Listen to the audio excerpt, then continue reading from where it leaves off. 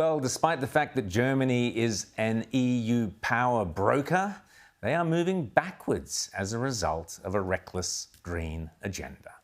And in a stunning move of woke hypocrisy, which is kind of the default position of the wokester anyway, the German vice-chancellor, who is the co-leader of the Green Party, has announced Germany will increase its use of coal power in order to wean itself off Russian gas.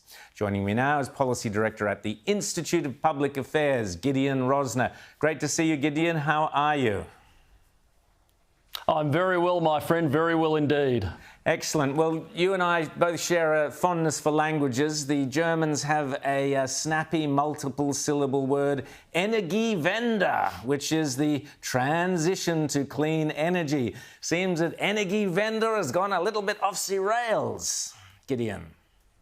Oh, there was a transition, all right. There was a transition to no energy. I mean, look, this is Germany. This is the biggest economy in Europe. We used to talk about the German economic miracle. Now they've been brought to their knees. And, you know, Germany used to be held up by the climate lovies as, oh, we should be like Germany. We should decarbonise. We should move away like Germany. Well, it turns out that the only reason that experiment worked to begin with was because they had backup gas from Russia. You take away the gas and the country is seriously in trouble. I mean, let alone the fact they can't keep the lights on. Their manufacturing base, all those lovely German cars we like and everything else, has completely collapsed. I mean, they used to have a trade surplus of about 20 billion euros. They were exporting $20 billion worth more than they were importing. Now they have a deficit of 1 billion euros. But the good news is the Germans have learnt their lesson. As you said, they have the Green Environment Minister. Olaf Scholz has the Green Environment Minister hurrying to go and get some coal to bring back those coal power plants. My question is,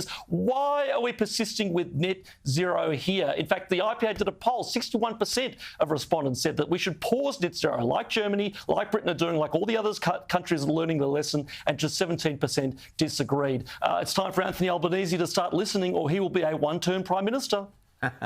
I'm glad you mentioned the IPA poll, and I would just say that the IPA does sensational work, all of you there, and people should go to ipa.org.au and sign up or join or just read some of the brilliant material that's there, because you guys and girls do such a sensational job. Now, you mentioned Albo. Well, he's just had his grand tour, his große Fahrweite or Fahrtweite or whatever it's called, of the European capitals. He forgot to pop into Germany to see how Energiewende was going on.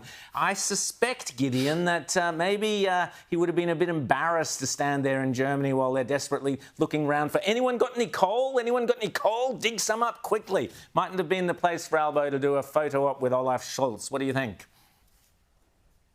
Well, look, we have plenty of coal. He could have just stuffed the RAF plane with it and turned up and actually given it to the Germans as a gift and been the damn hero. But I'm glad you mentioned that, though, because you remind me, because, you know, of all this talk about helping the Ukraine, rightly or wrongly, the previous government under Scott Morrison sent 700,000 tonnes of coal to the Ukraine. Now, why would they do that? Everybody knows that renewables are the cheapest and most reliable source of energy. Why wouldn't he bequeath them all solar panels, the energy of tomorrow? No, they didn't want our damn solar panels, or the Chinese solar panels. They wanted coal. That should tell you everything. Look, the Ukrainians are very worthy. I'm all for helping Ukraine, as Greg Sheridan said in the last segment. But for God's sake, let's keep some of it for ourselves and use it to power our cities here. I'm sick of paying through the nose for the damn electricity bill. Well, I can just see Chris Bowen hopping off with a giant windmill over one arm to take it to the Ukraine to help them.